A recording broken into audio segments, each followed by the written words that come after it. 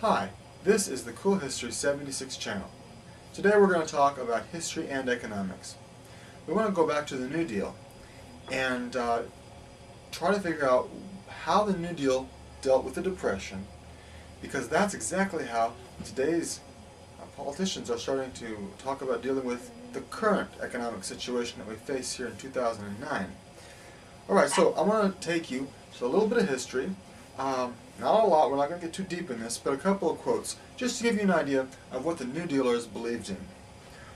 Reading from William Leuchtenberg, he said this about the New Dealers, that the New Dealers often insisted it was necessary to stimulate purchasing power. Stimulate purchasing power. Very interesting.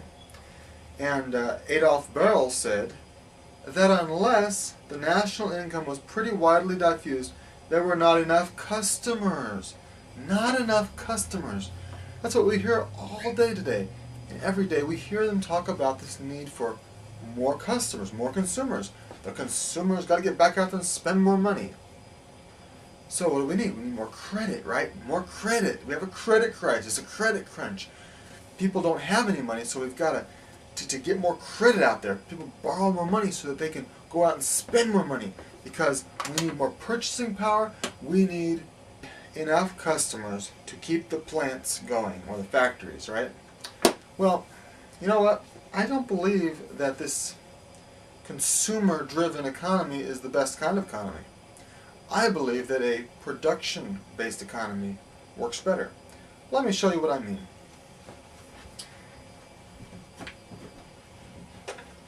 Alright, on this board, I'm going to put FDR's plan over here, on the left, and on the right I'm going to put more of a capitalist view of the world.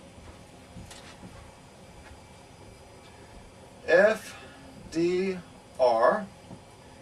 and capitalism. Alright, FDR believes that the Depression is a lack of purchasing power. Okay?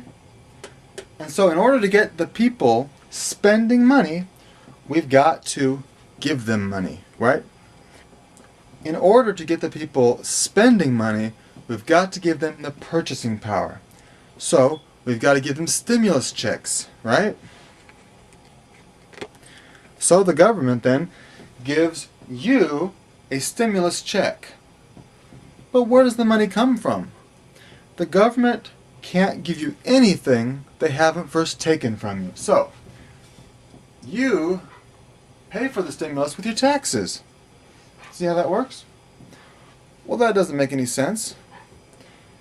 Another system is that the money could come from banks, right? Well, the government then gives the bank some money, and then the money that the bank gets from the government is lent to you. But there's a problem with this as well.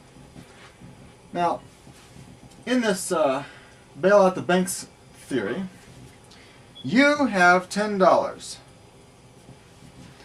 The $10 is then taxed from you and given to the government. Now the government has $10. But the government gives the $10 to the bank as a stimulus to bail out the banks. The bank then lends you the $10. And you think, well, what has this done? So far we're okay, except the bank wants their money back with interest. So now, you've got to pay it back with interest. You end up $2 in the hole. This doesn't work either. Alright, on the capitalism side, we have the definition for a depression as a lack of wealth. Now, wealth comes from a job that creates a product. Okay? This product has value, and the value is wealth. Okay, so let's go ahead and draw our little diagram. We've got the government up here. we've got the banks over here, and you over here, and then of course what makes the products? Factories.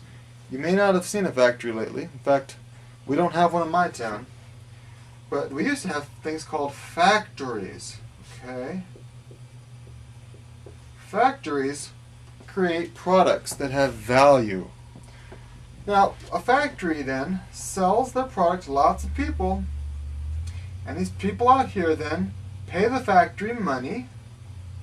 The factory pays you, and you get wealth from a product that's been actually made. Well, in this system, the government and the banks aren't really needed very much. Just in a limited way. There's an occasional factory that needs to borrow money from a bank, or you may need the police department or something like that, but the government and the banks are really cut out of this economic system.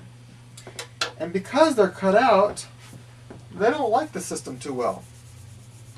They would prefer the system over here where you need them really bad, either through bank loans or direct government assistance. So you can see why politicians and bankers prefer the FDR system over the capitalist system, because they're needed. However, for you, you might prefer the capitalist system. Thanks for watching this edition of Cool History 76, and I hope you enjoyed it and learned something from it.